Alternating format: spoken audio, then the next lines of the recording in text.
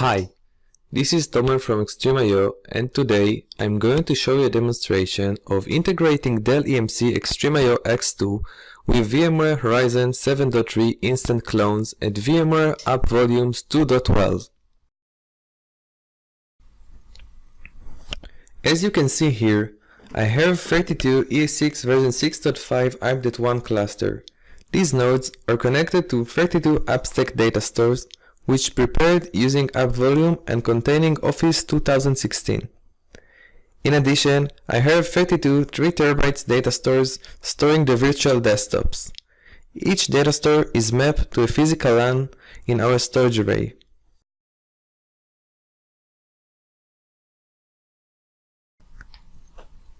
In addition, I have a template machine which is installed with Windows 10 32 bits and including the Horizon 7.3 agent, instant clone drivers and App Volume agent. This machine will be the master image for our deployment. So first of all, I'm going to create a 4000 desktop pool. The creation of an instant clone desktop pool roughly follows the same workflow as creating a link clone desktop pool, and it is executed via the View Administrator portal. After a master VM has been created and a snapshot has been taken from it, I am selecting Add tab from the Desktop Pool window. As only automated desktop pools are supported, this type of pool needs to be selected. Here, I am selecting Floating User Assignment, but please note that from Horizon version 7.3 and above, dedicated user assignment is supported as well.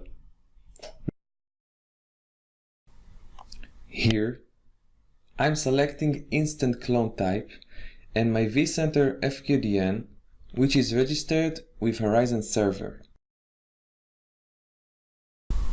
Here, I'm going to select a pool ID for my Instant Clone desktops and proceed with the default pool values. Under the provisioning settings, we must set the naming pattern for the pool, the amount of desktop, which in our case is 4000, and how we want the instant cloned virtual desktops to be deployed. Every virtual desktops can be provisioned at once by selecting Provision All Machines up front. Here, I click Next as I'm not using vSAN. Now, I'm going to select the master image that I prepared, the snapshot I'll be using for the virtual desktops, the VM folder, and the ESXi cluster.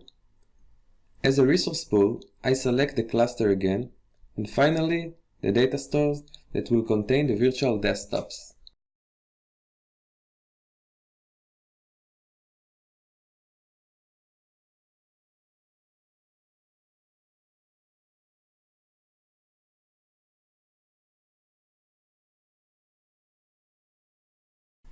Here, I'll specify the domain and the Active Directory container for the virtual desktops, and then click Finish to start the deployment. As you can see, clone prep will be used to insert the desktop into the domain. Jumping back to the vSphere client, we can see that the first part of replicating the parent VMs for each of the ESXi servers has completed, and now Horizon is deploying the desktops. Like a linked clone, an instant clone share the virtual disk with the replica VM after the instant clone is created. The process of creating instant clone differs from that used for link clone in the following way. Using VM fork technology, which copies the parent VM to every host in the cluster, and then uses rapid in-memory cloning for a running parent virtual machine, and copy on write to rapidly deploy the virtual machines, meaning no outstanding data is written to the array, but pointers and VMware metadata. Now let's jump to the array and see what's going on there. We can see that during the provisioning, XtremIO X2 is handling storage bandwidth as high as 3.5 GB per second and over 190K IOPS. I will fast forward the video so we can take a look at the deployment results. It took only 22 minutes for all 4000 instant clone desktops to complete, resulting in a quick and efficient desktop delivery. This I/O pattern is caused by the way instant clones work. We can also deep dive into the new features of our new HTML5 web UI and see the block sizes distribution and CPU usage during the provisioning. On this tab, we can see that the most bandwidth used is 256 KB and 512 KB blocks, as these block sizes are configured at the VMware level against our storage array. This tab shows the CPU utilization of our storage controllers during the instant clone provisioning process. We can see that the CPU utilization of our storage controllers stay normally around 60%. We can also see here the excellent synergy across our X2 cluster, when all our active storage controller CPUs share the load and effort, as the CPU utilization between all are virtually equal for the entire process. Now that the deployment completed, let's jump to App Volume Manager and take a look at the app volume configurations. In our setup, we have 4 instances of app volume to operate as a cluster sharing SQL database. In this demo, I'm going to attach Microsoft Office 2016 using App Volume Manager, which basically allowed me to keep a clean stage of the master image and basically just attach the right application to the right users. Here, we can see that there is an Active Directory group called Login VSI, which have been assigned with this Office 2016 app stack. Once I log in with a user in this group, we can see that a new drive will be added to this specific VM. That is, of course, the drive that contains the attached Office 2016 application. In my setup, I created a storage group which contains 32 AppStack data stores, each one backed by a 30 gig XtremIO SCSI LAN.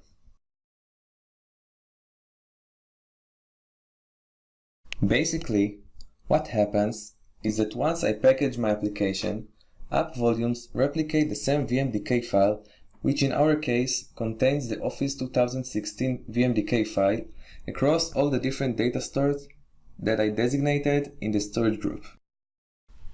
Please note that using direct-to-host connection for app volumes reduces the CPU and memory utilization significantly, while App Volumes Manager directs ESXis to mount assigned app stacks without going through vCenter. When I connect with a user who is not in this group to a random desktop, you can see that Office application is not available, because Office is not assigned with this user.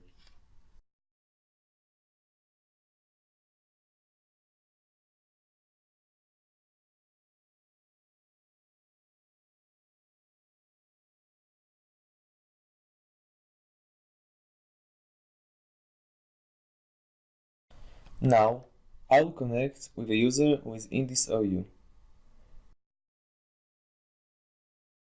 As you can see, the AppStack volume has been attached to that specific VM using App Volume Manager, and I can go ahead and open pretty much every Microsoft Office application that is part of the Office 2016 that I packaged for this specific OU.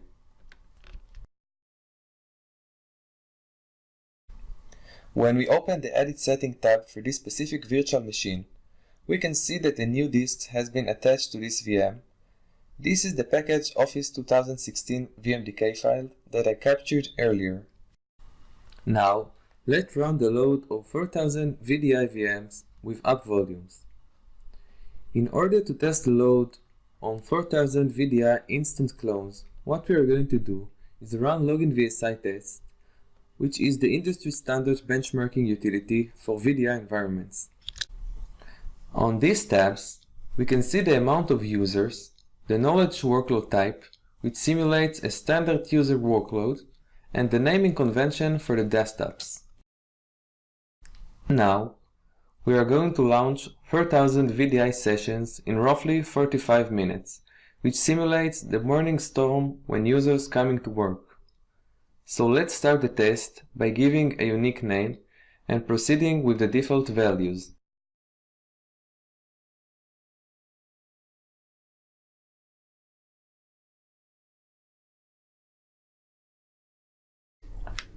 When I click Finish, the launcher VMs will connect to each and every desktop, the app stack will be attached to these desktops, and the users will start running the load.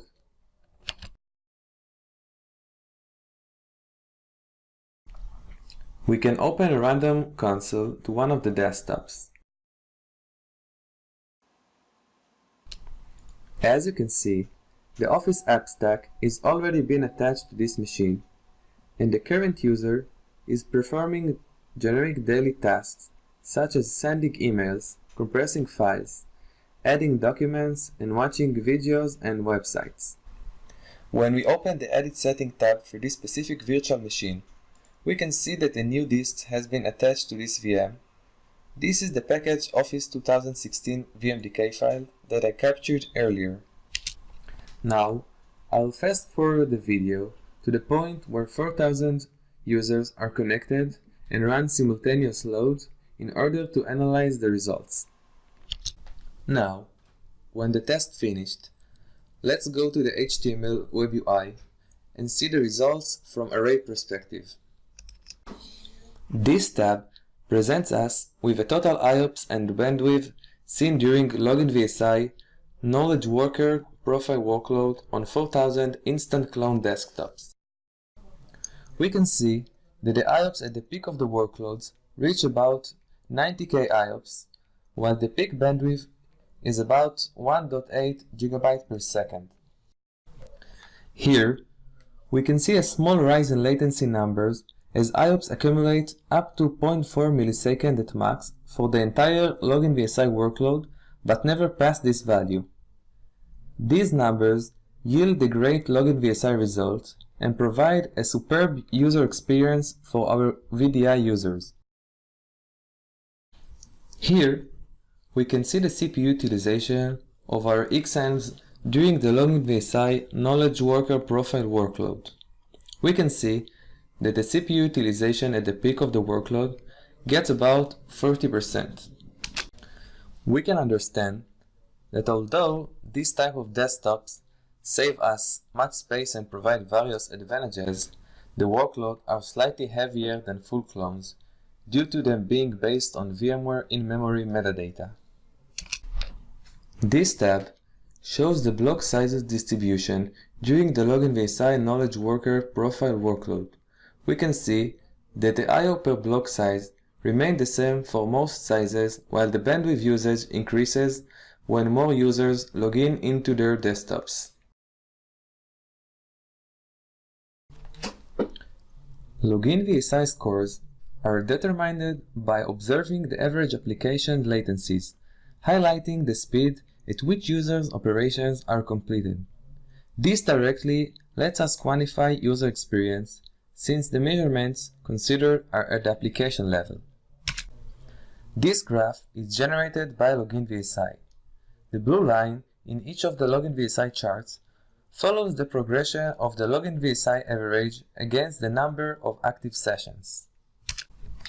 From the average shown in the graph, the application latency is much lower than the VSI max threshold watermark for 4,000 active users, 1,240 average versus 1,969 threshold for instant clones. VSI base score is 968, which is really great score, and we can see that all 4,000 sessions ran successfully during the test, so we have 0 stacked sessions. This shows why XtremIO X2 all-flash single X-brick cluster demonstrates a best-in-class delivery for user experience for up to 4,000 VDI users with room to scale even further. Thanks for your watching.